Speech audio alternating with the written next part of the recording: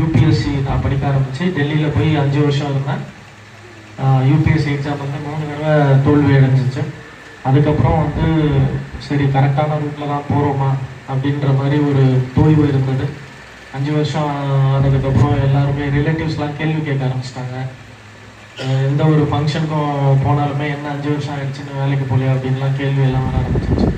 So இது எல்லாருமே face பண்ணுவாங்க. எல்லாருமே வந்து இந்த மாதிரியான கேள்விகள் எல்லாம் ஃபேஸ் பண்ணுவாங்க.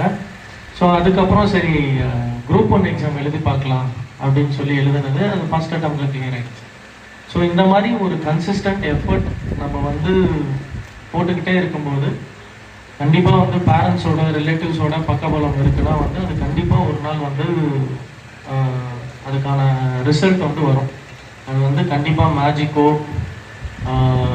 இந்த ஃப்ளூக்கில் வந்ததெல்லாம் கிடையாது. கண்டிப்பாக கஷ்டப்பட்டால் அதுக்கான அவுட்புட் வந்து